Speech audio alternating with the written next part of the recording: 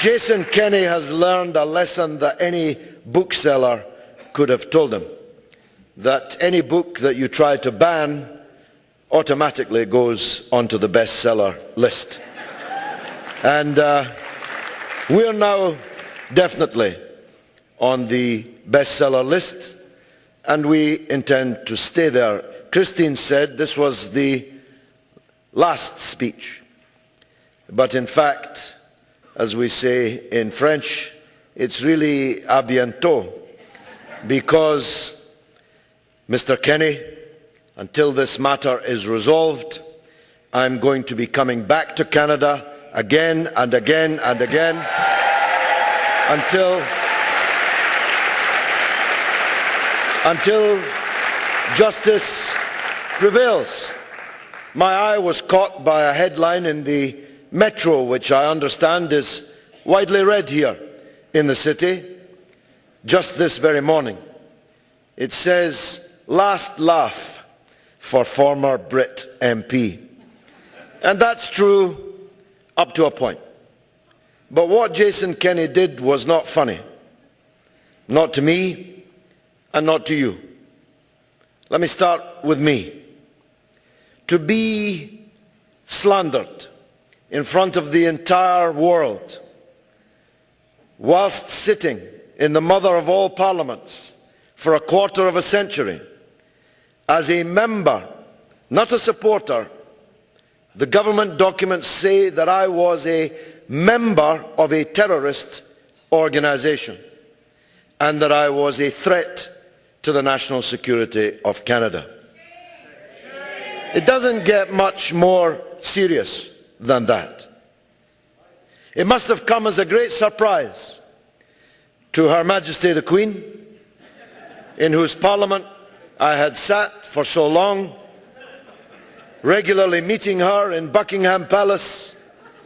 Imagine her surprise when she learned that not only was I a member of a terrorist organization, I was harboring some weird, perverse determination to damage the national security of one of the members of her Commonwealth. Must have come as a surprise to the various speakers of the House of Commons under whom I sat, regularly chosen as the Parliamentarian of the Year, Parliamentary Debater of the Year, dilating on issues great and small, national and international, all the while secreting about my person my membership card of a terrorist organization and my determination to harm Canada. It must have come as a surprise to the Central Intelligence Agency of the United States of America because, of course, even under George Bush's presidency, I was regularly traveling into the United States, speaking at meetings such as this, north, south, east and west, and all the while Jason Kenney knew something that the CIA didn't know.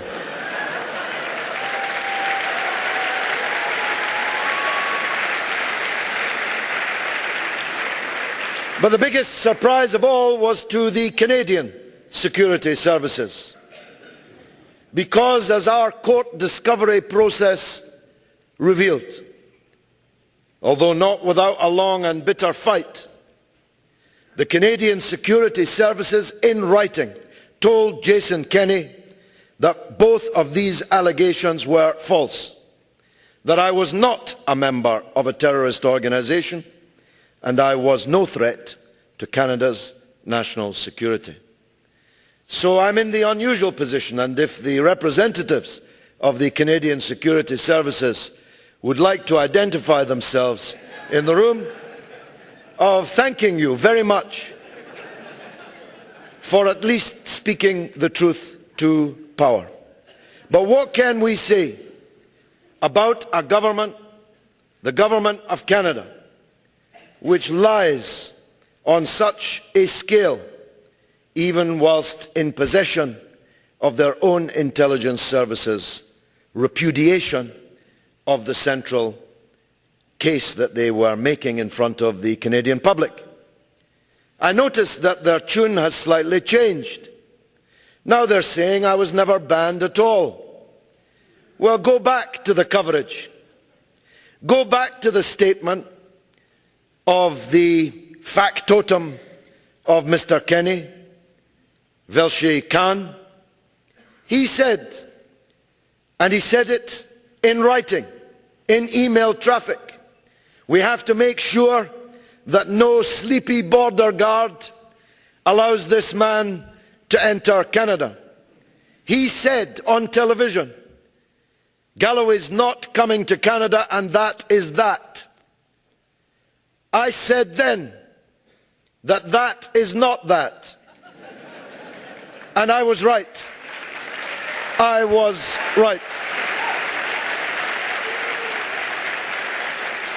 I said that Canada was a country which remained a country governed by laws and not by here today, gone tomorrow, I hope gone tomorrow, politicians and their whims.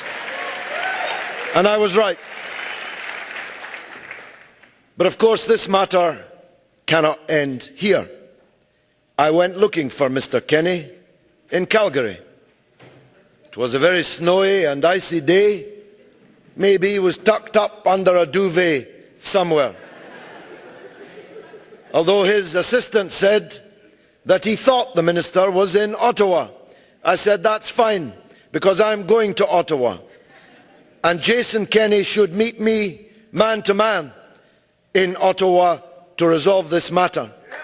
And we have reserved this chair for him. Maybe he'll turn up. But if he doesn't see me here, he'll see me in court. That's for sure. We have begun illegal action on 3 fronts against the minister and others involved in this whole affair. I believe that we will be successful. It's already cost the Canadian taxpayer a pretty penny, this whole affair. It's going to cost them some more. I know that's a mixed message for you, the Canadian taxpayers. However, I can make it easier. Every cent which we win in compensation from the Canadian government will stay here in Canada and be used to build an even greater anti-war movement than we have already. Every cent.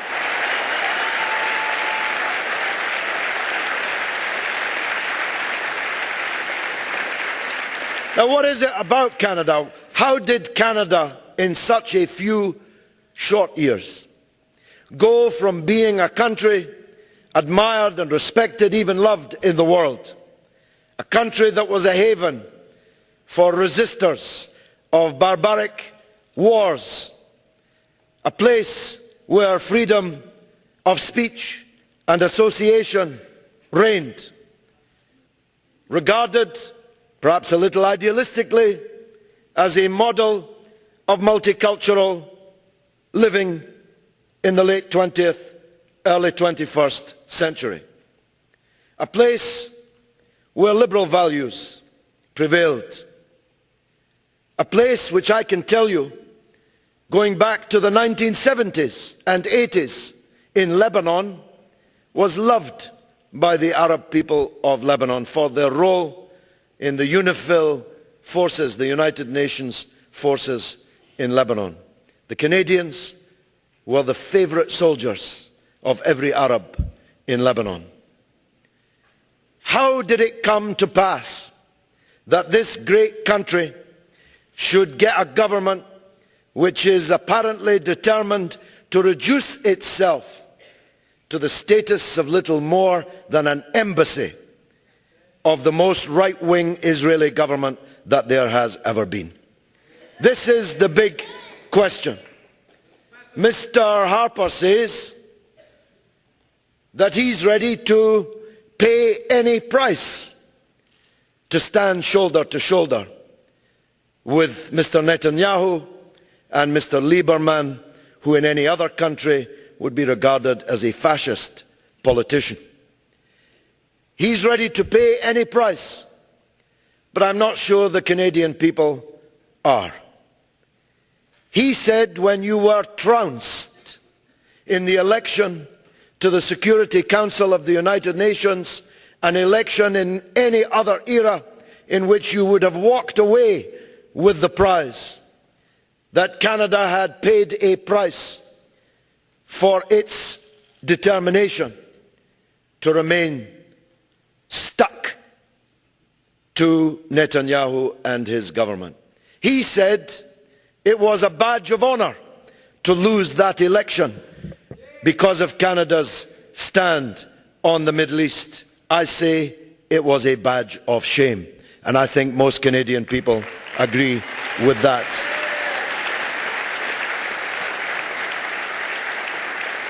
What is it about the Canadian media, where every time I'm interviewed, I have to spend 75% of the interview answering Jason Kenney's charges, which the judge has already comprehensively repudiated, across 60 pages, a 60-page caning of Kenney, which, by the way, in no other democratic country could a minister subjected to such scathing criticism by a High Court judge have survived the afternoon. If he was an honourable man, he would have resigned, and if he was a dishonourable man, he would have been sacked by the Prime Minister for the deceit and the deception which he sought to practice on the Canadian people. Every one of those 60 pages unmasks the bigger crime, the one that was committed against you. The belief that this great democratic people of this great country could be treated like children, told what they could see, what they could read, whom they could hear, whom they could debate with, was the biggest insult of them all.